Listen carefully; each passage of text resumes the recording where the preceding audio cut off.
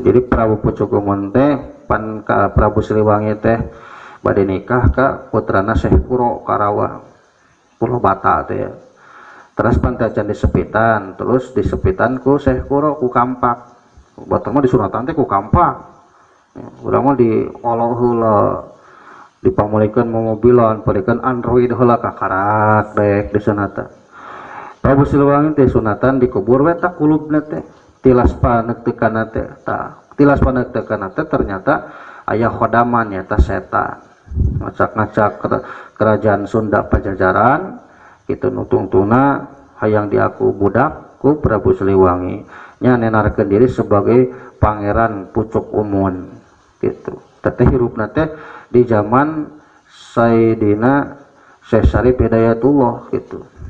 Diudagna ka Banten mah ku putrana nyata ku Syekh Maulana Hasanuddin sareng Syekh Maulana Yusuf gitu. Cicing di Banten di Baduy gitu.